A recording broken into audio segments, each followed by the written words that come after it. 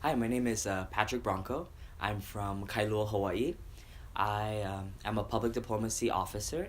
I joined State Department in 2012 as a Rangel Fellow from the cohort of 2010. Um, I'm currently in the State Department Operations Center, and I very much enjoy the Foreign Service. Being from Hawaii, this is a great opportunity. I'm from a little town, and traveling and seeing the world and interacting with different cultures, different people is an amazing opportunity, and that's something that I very much appreciate because of the Rangel Fellowship. In I believe it was 2008, excuse me, time flies. I received a critical language scholarship from the State Department to study Korean in South Korea. And when I came to DC for the orientation, they spoke about the Rangel Fellowship and opportunities about joining the Foreign Service. And that's when I really became interested in the Foreign Service and started thinking about the opportunity to travel and represent my country abroad. The Rangel program is an amazing, amazing program. It is absolutely fantastic in preparing you. They prepare you through mentors, and that I still use throughout State Department today. They come in various different. They come and help in very different aspects, through mentorship, through reviews, as well as bidding. Not only also the great thing about the Rangel program is you get put with these other amazing fellows as well. And these people are my best friends. These people I speak to every day, I contact every day, and we talk. That's probably one of the best factors. Also, the program just it prepares you in writing, looking at your writing samples, helping you, even when you're in school, thinking about classes that you need to take, looking at internships.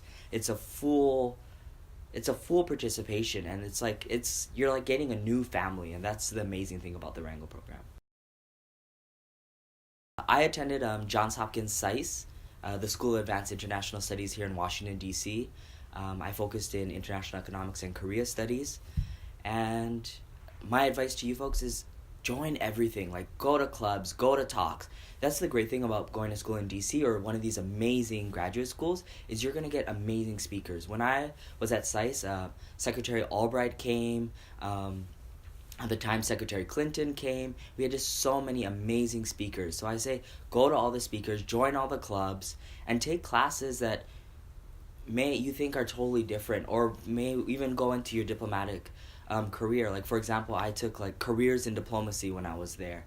I also took a class on Brazil when I was there, and I had no interest in. I was focusing on Korea, but I took classes on Brazil, and that was just fascinating. So go to everything, join everything, take full advantage. My first tour was to Bogota, Colombia. Fantastic. They always say your first tour is your most special tour, and that's really true. Colombia was a fantastic place. And I was there during the peace process, and I got to do a lot of work with that. So when I was there, I was the assistant information officer, so basically the deputy press person there. And then I ended up going to the front office to be the staff assistant for Ambassador Whitaker at that time. After Colombia, I went to Pakistan, totally different, but also equally fascinating, and I enjoyed it there. I would have stayed there multiple years in Pakistan if I could. After Pakistan, I came back to DC, where I was the special assistant to the special representative for Afghanistan and Pakistan. So it's a mouthful. And I worked on issues between Afghanistan and Pakistan, as well as our bilateral relationships there. And I got to travel to the region quite often, and that was fascinating. And now I am a watchstander in the Secretary's Operations Center, where I am at basically the brain of State Department, and assisting the Secretary in his phone diplomacy, helping him with trip schedules, and it's kind of, you're like the brain, and basically you get all the information at State Department, and it's your job to disseminate the information. So that's where I am currently, and I'll be heading to Venezuela this summer. I have two stories. Sure. The first one was actually the first weekend I arrived in Bogota. It was 11 p.m. Friday night, and I received a call from the Deputy Chief of Mission, the DCM, and he said, please be prepared for an emergency action committee at 7:30 a.m. tomorrow morning, because there has been an American that's been kidnapped by the FARC, and I need a press presentation, and I also need you to call the New York Times and speak with them. And I was like, oh, what to do? And I was acting spokesperson. My boss actually had gone on vacation that weekend. And this is the amazing thing about the Foreign Service is you get to be in the country, but also you get to work with amazing local staff. And my team there immediately knew what to do. They prepared me. They got me all the information I needed to do. And also my boss was great. She called me and briefed me at 1 in the morning. And that's something that I want to emphasize to you folks is the support network that you get in the Foreign Service is everyone pitches in and everyone helps. And eventually, so I interviewed with the New York Times. I was able to brief the ambassador, which I think helped me with my tenure there. And 2 months later, we were able to get this American released from the FARC. So that was an amazing opportunity for me. The other story was I worked a secretary's visit. Secretary Kerry came to Colombia, and he wanted to understand the full aspect of the conflict in in Colombia. And people don't realize that in Colombia, it's the longest armed conflict in Latin America. And we were able to set up a volleyball game between soldiers that had lost their limbs. And it was sit-down volleyball. And the secretary came in. He actually wore a jersey to match the team. And he came in, and then he just was so overwhelmed. He ended up playing for 30 minutes volleyball, sit-down volleyball. And this was what was the number one picture on every Colombian newspaper. And it just showed a different aspect, right? Because in Colombia, we were working hard on, stopping, narco trafficking, the hard side. But this showed the soft side and showed that the United States really cared and really wanted to be with Colombia. And this helped our relationship very much.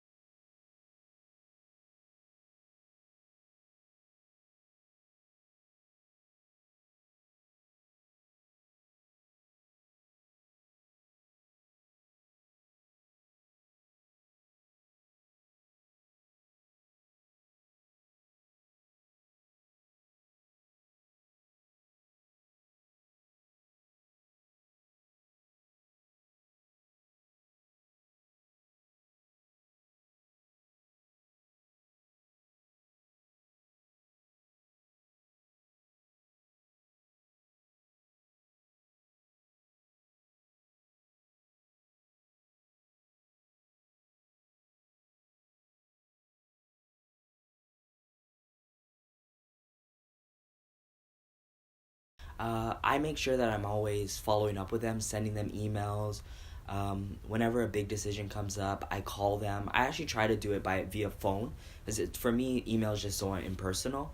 Or when they're in the building, or if they're at Main State, I always try to have coffee with them, probably about every 2 to 3 months, to maintain these relationships.